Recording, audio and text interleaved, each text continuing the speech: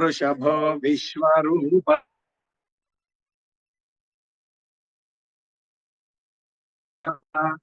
छन्दोऽभ्योऽध्यमृता सम्भूव समीरो मेधया शृणोतु अमृतश्च देवधारणो भूयासम् शरीरं मे विचर्षणम् जिह्वा मे मधुमत्तमा कर्णाभ्याम्भोरिविश्रुवम् ब्रह्मणकोशोऽसि मेधया पीतः श्रुतं मे गोपाय. Now you take this book, page number 8. Atha Narayana Sukam. Okay. Sukam. You concentrate on what I say, but ang pathkondire words you will follow. Kannada, it will be easy to learn. That's how I learned Telugu. I don't know to talk or see the Telugu, but I learned all the Veda from Telugu books only. I have got all Telugu books. Brahmana, Samhita, everything in Telugu. Shurupallama. Sahasrashirasham Devam. Sahasrashirasham Devam. Sahasrashirasham Devam. Vishwaksham Vishwashambhuvam. Vishwaksham Vishwashambhuvam. Vishwaksham Vishwashambhuvam. Vishwam Narayanam Devam. Vishwam Narayanam Devam. Vishwam Narayanam Devam. Aksharam Paramam Prabhum. Aksharam Paramam Prabhum. Aksharam Paramam Prabhum. Vishwatah Paramam Nityam. Vishwatah Paramam Nityam.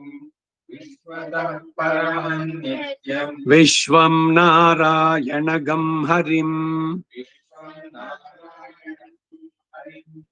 Vishwam Narayanam. Vishwame Vedam Purushaha. Vishwam Purushaha. Tadvishwamupajivati. Vishwamupajivati. Patim Vishwasyatmeshwaram. Vishwasyatmeshwaram. Patim Vishwasyatmeshwaram. Shashvatagam Shivamachyutam.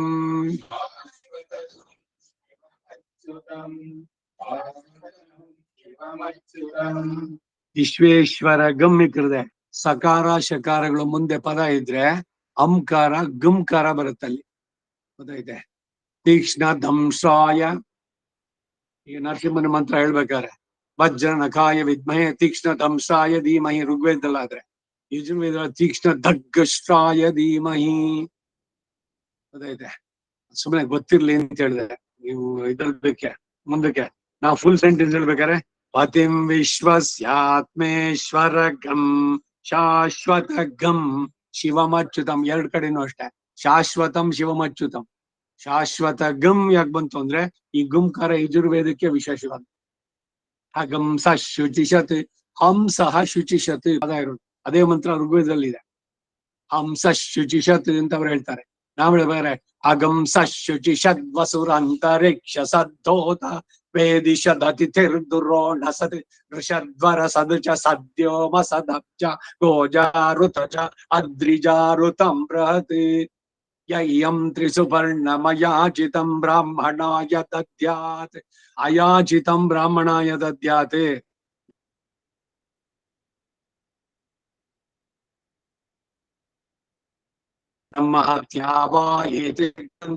ತ್ರಿಸುಪರ್ಣ ತ್ರಿನಾಚಿಕೇತ ಅಂತ ಅದ್ರ ಬರುವಂತ 3 ಮಂತ್ರಗಳು. ಬ್ರಾಹ್ಮಣನಾದವನಿಗೆ ಕೂತ್ಕೊಂಡು ಊಟ ಮಾಡಿದ್ರೆ ಅವನ ಸಾಲಿನಲ್ಲಿರೋ ಸಹಸ್ರ ಸಹಸ್ರಾತ್ ಪಂಕ್ತಿಂ ಪುನಂತಿ, ಎಲ್ಲರೂ ಶುದ್ಧಿಗೊಳಿಸ್ತಾನೆ. ಊಟವನ್ನು ಮಾಡ್ಬೇಕಾದ್ರೆ ಪಂಕ್ತಿ ಯಾರಲ್ಲಿ ಮಾಡ್ಬೇಕು ಅಂದ್ರೆ ಅದೆಲ್ಲ ಇದೆ. ಈಗ ಯಾರೋ ಒಬ್ಬ ತಾಮಸಿ ಆದವನು ಕೂತಿದ್ದಾನೆ ಅಂದ್ರೆ ಅವನ ತಾಮಸ ಬುದ್ಧಿ ಎಲ್ಲ ನಿಮಗೆ ಬರುತ್ತೆ. ಈಗಿನ ಇದಿದೆಯಲ್ಲ ನಿಮ್ದು ವೆಬ್ಸೈಟ್ ಇಂದ ಒಂಚೂರು ಅವ್ರದ್ದು ಹಾಕೊಳ್ಳಿ, ಅದು ಇದು ಇದೆಲ್ಲ ಇಲ್ಲ. ಪಂಕ್ತಿನಲ್ಲಿ ಕೂತ್ಕೊಳ್ಳೋಕೆ ಯಾರ್ಯಾರು ಯೋಗ್ಯತೆ ಅದು. ಅದಕ್ಕಾಗಿ ಸ್ಮಾರ್ತರು ಇವರೆಲ್ಲ ತ್ರಿಸುಪರ್ಣ ತ್ರಿನಾಚಿಕೇತ ಜಪಿಸ್ಬಿಡ್ತಾರೆ. ಆಮೇಲೆ ಊಟ ಶುರು. ಅವ್ರು ಗೋವಿಂದ ಅಂತ ಹೇಳಿದ್ಮೇಲೆ ಎಲ್ರು ಕೈ ಹಾಕ್ಬೇಕು. ನಮ್ಮವರು ಬಳಸಿದ ತಕ್ಷಣ ಶುರು ಮಾಡ್ಬಿಡ್ತಾರೆ. ಇದೆಲ್ಲ ಡಿಸೆನ್ಸಿ, ಟೇಬಲ್ ಮ್ಯಾನರ್ಸು ಎಲ್ಲ ಕಲ್ತ್ಕೋಬೇಕು. ಭಗವದ್ ಅರ್ಪಿತವಾದದ್ದು ಪ್ರಸಾದ ಸ್ವೀಕಾರ ಮಾಡ್ಬೇಕಾದ್ರೆ. ಸರಿ, ಸಾಕು, ಮುಂದಗೋಣ. ಪತಿಂ ವಿಶ್ವಸ್ಯಾತ್ಮೇಶ್ವರಂ ಶಾಶ್ವತಗಂ ಶಿವಮಚ್ಯುತಂ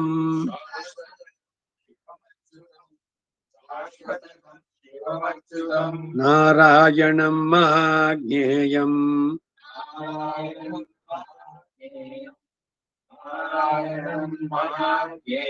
ವಿಶ್ವಾತ್ಮಾನಂ ಪರಾಯಣಂ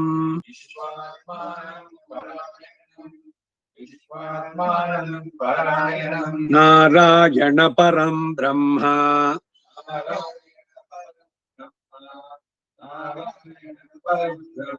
ತತ್ವಂ ನಾರಾಯಣಃ ಪರಃ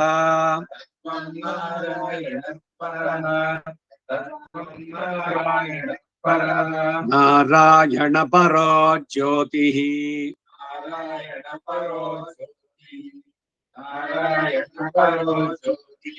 ಆತ್ಮ ನಾರಾಯಣಃ ಪರಃ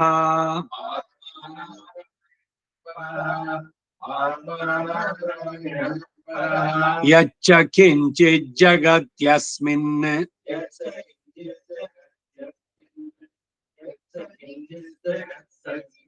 ದೃಶ್ಯತೆ ಶ್ರೂಯತೆ ವಾ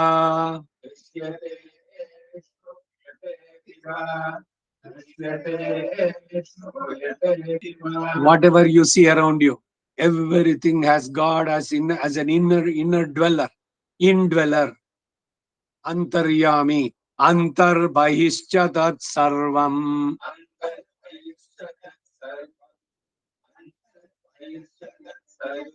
vyapya narayana sthitah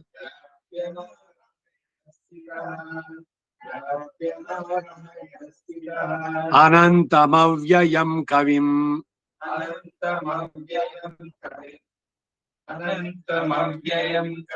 samudrentam vishvashambhuvam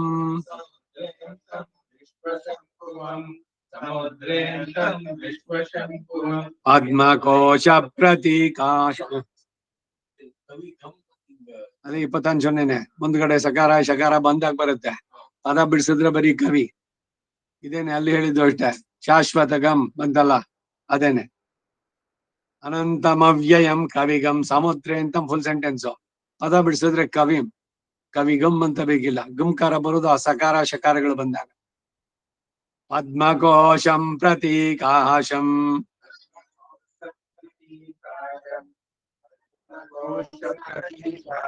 ಹೃದಯಂಚಾಪ್ಯಧೋಮುಖಂ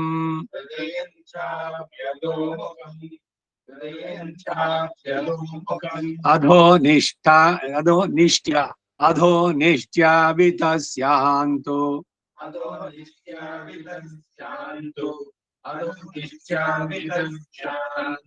ನಾಭ್ಯಾಮುಪರಿತಿಷ್ಠತಿ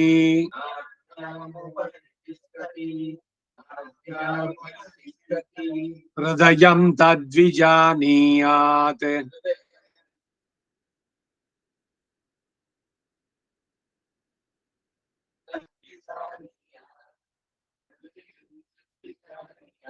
Vishwasya. Say this Narayana is there inside you. It is above your navel. Nabhim uparitishtati. That there is an inverted lotus. In that lotus the God dwells. That is in the heart. Above the navel. Nabhi in the melekiradu. Nabhyam uparitishtati. Alli iddane. ಯಾರು ಇಡೀ ವಿಶ್ವವನ್ನೇ ಎಲ್ಲವನ್ನು ಉಂಟು ಮಾಡಿದವನು. ಎಲ್ಲದರಲ್ಲೂ ಇದ್ದಂತ ಭಗವಂತ ನಿನ್ನಲ್ಲೂ ಇದ್ದಾನೆ. ಹೃದಯೇ ಸುಪ್ರತಿಷ್ಠಿತ. ಬೇಕಾದಷ್ಟು ಬೇರೆ ಬೇರೆ ಉಪನಿಷತ್ತು ಎಲ್ಲವೂ ಕೂಡ ಹೇಳ್ತಾನೆ. ವೇರ್ ಈಸ್ ಗಾಡ್ ಅಂತಂದ್ರೆ is there in my heart. If you can see within yourself. ಹೃದಯದಲ್ಲಿರೋ ನನ್ನ ಸಾಕ್ಷಾತ್ಕಾರ, ಅದೇ ಯೋಗ. ಯೋಗದಿಂದ ಯೋಗಿ ಹೃದಯಾನ ಗಮ್ಯಂ. ಯೋಗಿಗಳಿಗೆ ಹೃದಯದಲ್ಲಿ ಇದ್ದಾನೆ, ಅವರ ಧ್ಯಾನಕ್ಕೆ ಗಮ್ಯನಾಗ್ತಾನೆ, ಅಂದ್ರೆ ಕಾಣಿಸ್ತಾನೆ. They can see him. ಆ ರೀತಿ ಧ್ಯಾನ ಅದನ್ನ ಮಾಡ್ಬೇಕು, ಸಾಧಿಸ್ಬೇಕು ಅವರು ಯೋಗಿಗಳು. ಸೊ ನಮಗಳು ಕೂಡ ಪ್ರತಿಯೊಬ್ಬರಲ್ಲೂ ಇದ್ದಾನೆ, ಪುರುಷ ಸ್ತ್ರೀ ಅಂತಲ್ಲ, ಎಲ್ಲ ಚೇತನರಲ್ಲೂ ಇದ್ದಾನೆ. ಸರ್ವಸ್ಯ ಚಾಹಂ ಹೃದಯ ಸನ್ನಿವಿಷ್ಟೋ ಮತ್ತ ಸ್ಮೃತಿ ಜ್ಞಾನಮಪೋಹನಂಚ ವೇದೈಶ್ಚ ಸರ್ವೈಃ ಅಹಮೇವ ವೇದ್ಯೋ ವೇದಾಂತ ಕೃದ್ವೇದ ವಿದೇವ ಚಾಹಂ. ಪುರುಷೋತ್ತಮ ಯೋಗ ಭಗವದ್ಗೀತೆ. ಸರ್ವಸ್ಯ ಚ ಅಹಂ ಹೃದಯ ಸನ್ನಿವಿಷ್ಟ, ಹೃದಯದಲ್ಲೇ ಇದ್ದಾನೆ.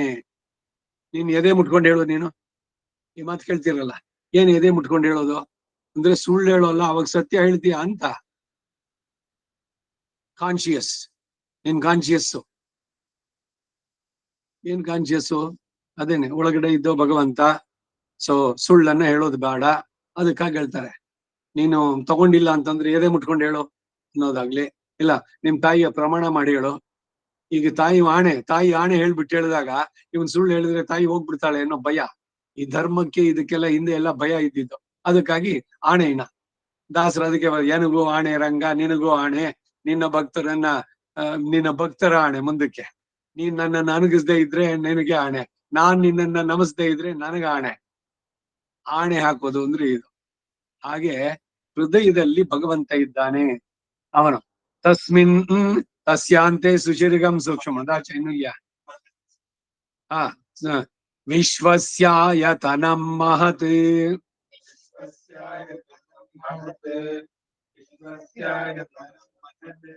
ಸಂತತಗಂ ಶಿರಾಭಿಸ್ತು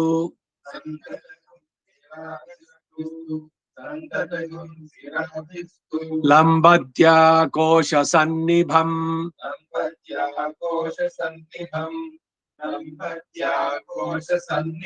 ತಸ್ಯಾಂತೆ ಸುಶಿರಗಂ ಸೂಕ್ಷ್ಮಂ. Concentrate on what I say. ತಸ್ಮಿನ್ ಸರ್ವಂ ಪ್ರತಿಷ್ಠಿತಂ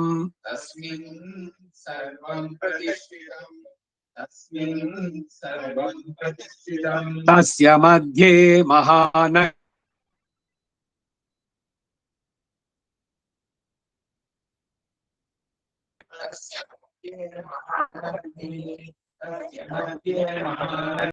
ವಿಶ್ವಾಚರ್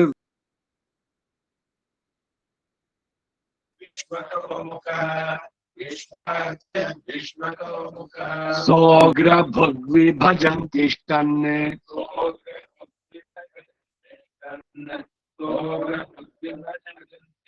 ಗ್ರಭುಕ್ ವಿಭಜನ್ ತಿಷ್ಟನ್ ಇದು ಹೇಳೋದು. ಸೋಗ್ರ ಭುಕ್ ವಿಭಜನ್ ತಿಷ್ಟನ್ ಆಹಾರ ಮಜರ ಕವಿ.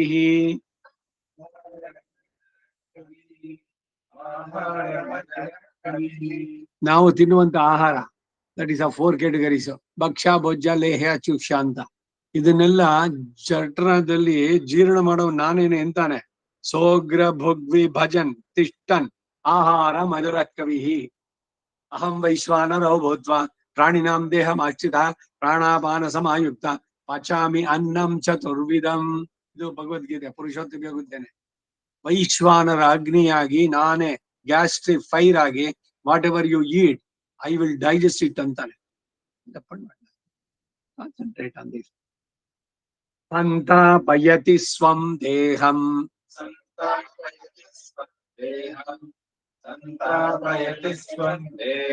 ಆಪಾದತಲ ಮಸ್ತಕಂ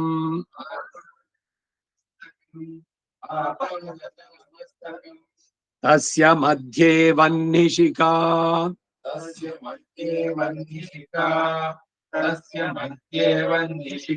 ಅಣೀಯೋ ಊರ್ಧ್ವ ವ್ಯವಸ್ಥಿತಃ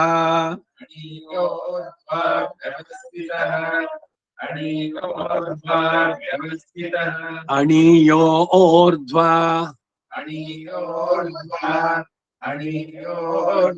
ವ್ಯವಸ್ಥಿತಃ ನೀಲತೋ ಯದ ಮಧ್ಯಸ್ಥ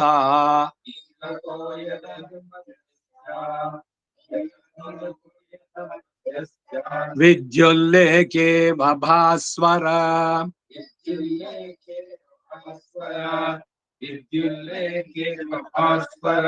ನೀವಾರ ಶೂಕವತ್ತನ್ವಿ ईवारशुक्रवर्तन्ये पीताभास्या तनूपमा पीताभास्यादनुपमा पीताभास्यादनुपमा तस्या शिखाया मध्ये तस्याशिखाया मध्ये तस्याशिखाया मध्ये परमात्मा व्यवस्थितः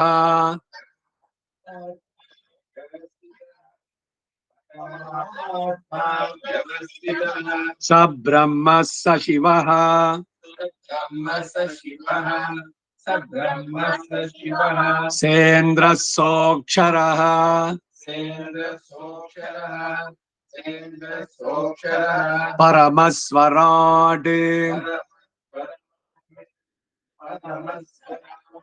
नारायणस्थितः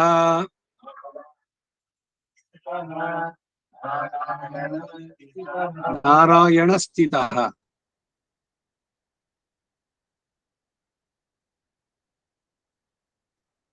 नारायणः व्यवस्थितश्चत्वारि च सत्यं परं ब्रह्म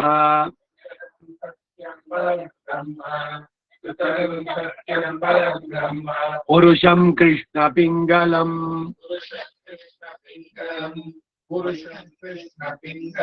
ऊर्ध्वरेतं विरूपाक्षम्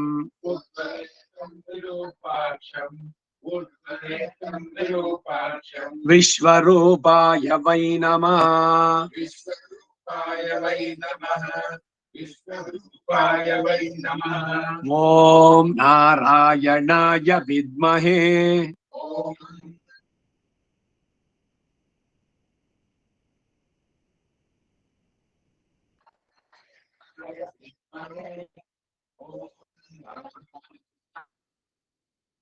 वासुदेवाय धीमहि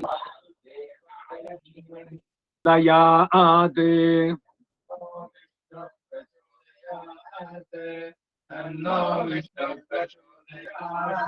विष्णोर्नुकं वीर्याणि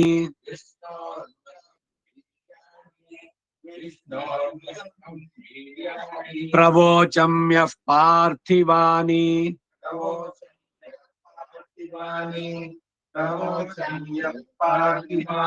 विममे रजगंसि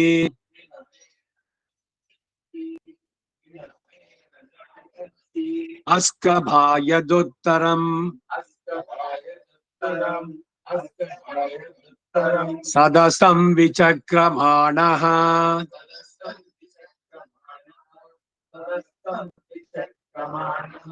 त्रेदोरुघायः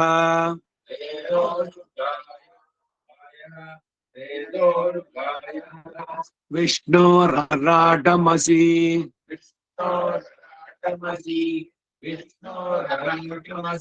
विष्णो पृष्ठमसि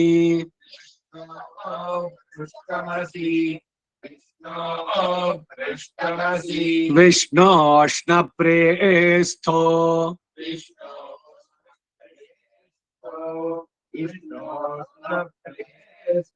विष्णोस्यूरसि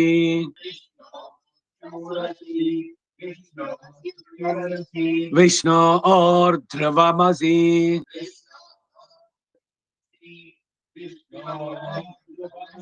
वैष्णवमसि विष्णवे त्वा तदस्य प्रियम् अभिपाथो अस्याम्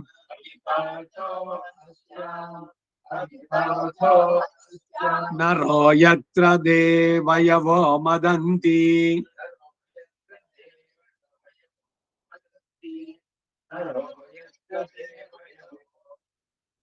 उरुक्रमस्य सहि बन्धुरित्था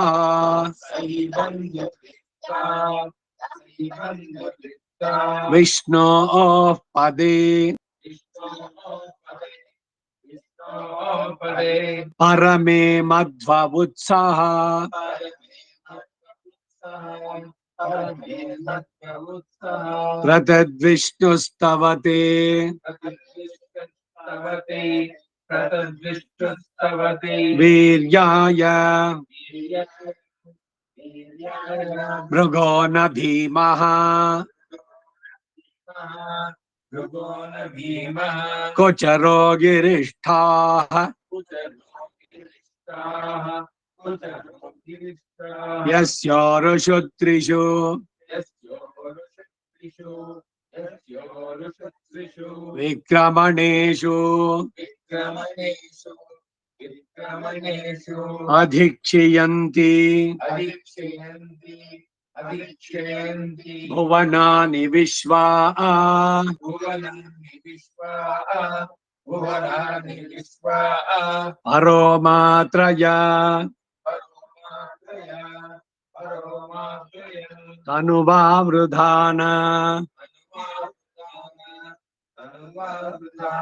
न ते महित्वम् अते महित्वम् अते महित्वम् अन्वश्नुवन्ति अन्वश्नुवन्ति अन्वश्नुवन्ति उभे ते विद्मरजसि उपेते विस्मरजसि उपेते विस्मरजसि पृथिव्या पृथिव्या पृथिव्या विष्णो देवत्वम् विष्णो देवत्वम् विष्णो देवत्वम् परमस्य वित्से परमस्य वित्से परमस्य वित्से विचक्रमे पृथिवी विचक्रमे पृथिवी विचक्रमे पृथिवी मेषयेताम् मेषयेताम् मेषयेताम् क्षेत्राय विष्णुः क्षेत्राय विष्णु क्षेत्राय विष्णु मनुषे दशस्यन् मनुष्ये दशस्यन् दशस्यन् दशस्यन् दशस्यन् सन्न स्यन् सा क्या होता है दशस्यन् दशस्यन् ध्रुवासो अस्य कीरयोजनासः ध्रुवासो अस्य ध्रुवासो अस्य कीरयोजनासः उरुक्षितिगम् पुरुक्षितिगम् पुरुक्षितिगम् सुजनिमा चकार सुजनिमाचकार सुजनिमाचकार त्रिर्देवः पृथिवीम् त्रिर्देवः पृथिवी त्रिर्देवः पृथिवी येष एताम् एष एताम् एष एताम् विचक्रमे विचक्रमे शतर्च सम्महित्वा सम्महित्वा सम्महित्वा प्रविष्णुरस्तु प्रविष्णुरस्तु प्रविष्णुरस्तु तव सस्तवीयान् देशगह्यस्य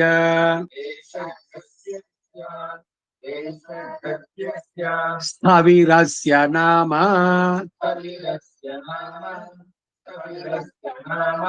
अतो देवा अवन्तु नः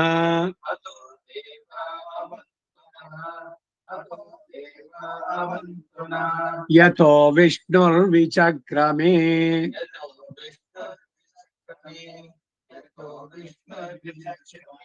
पृथिव्या सप्तधामभिः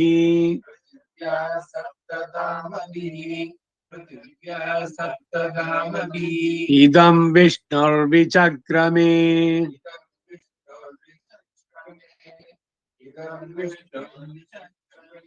Today we are telling two suktas. One is Narayana Sukta. First we said everything. Narayana Param Brahmaila. This is about Vishnu. Both are same. But separate suktas are there. One is Narayana Sukta.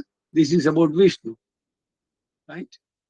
Idam Vishnur Vichakramache. Tredha Nidhade Padam.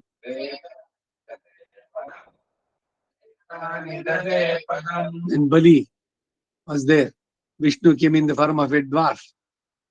And what he did? Ask it for what? 3 steps. ತ್ರೀಣಿ ಪದಾ ವಿಚಕ್ರಮೆ ಹಿಂಗ್ ಪರಂಗಿದ್ದಾರೆ ತ್ರೇಧಾ ನಿಧದೆ ಪದಂ ಹಿಂಗೆ ಬಲಿ ವಾಮನನ ಅವತಾರದ್ದು ಹೇಳ್ತಾ ಇದೆ ಇಲ್ಲಿ ಸಮೂಢಮಸ್ಯ ಸಮೂಢಮಸ್ಯ ಸಮೂಢಮಸ್ಯ ಭಾಗಂ ಸುರೇ ಭಾಗಂ ಸುರೇ ಭಾಗಂ ಸುರೇ ತ್ರೀಣಿ ಪದಾ ವಿಚಕ್ರಮೇ त्रीणि पदा विचक्रमे त्रीणि पदा विचक्रमे ವಿಷ್ಣುರ್ಗೋಪಾ ಅದಾಭ್ಯಃ विष्णुर्गोपादाभ्यः विष्णुर्गोपादाभ्यः ತಥೋ ಧರ್ಮಾಣಿ ಧಾರಯನ್ ततो धर्माणि धारयन् ततो धर्माणि धारयन् ವಿಷ್ಣು ಕರ್ಮಾಣಿ ಪಶ್ಯತ विष्णो कर्माणि पश्यत विष्णो कर्माणि पश्यत ಯತೋ ವ್ರತಾನಿ ಪಸ್ಪಶೇ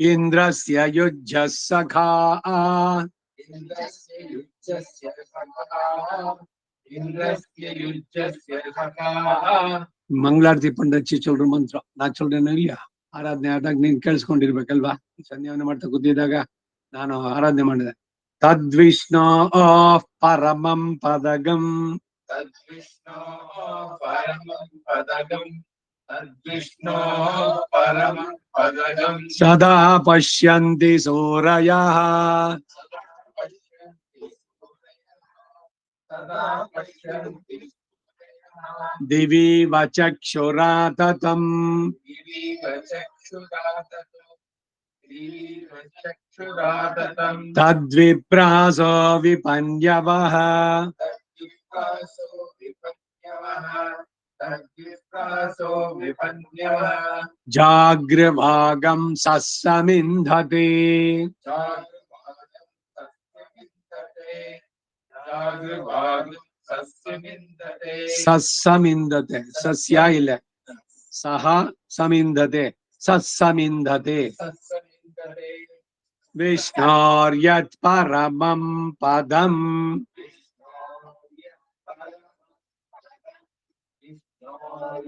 परमं पदम् ಪರ್ಯಾಪ್ತ್ಯ पर्याप्य ಅನಂತರಾಯಾಯ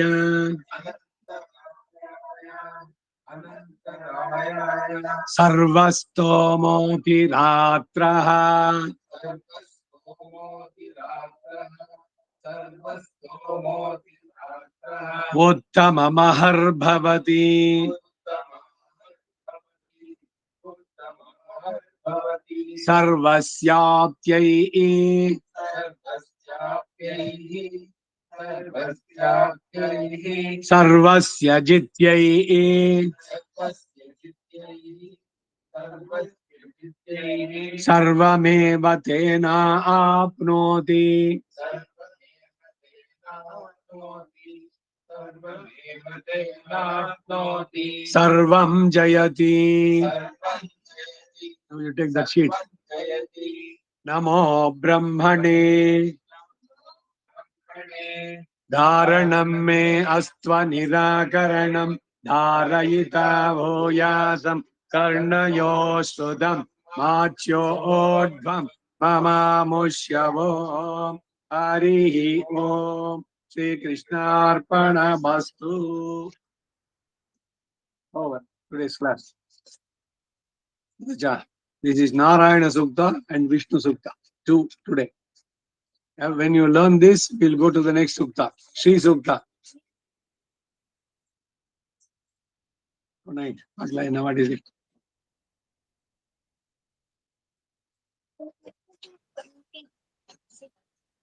Ah, 6 another 9. Kannadale. 23.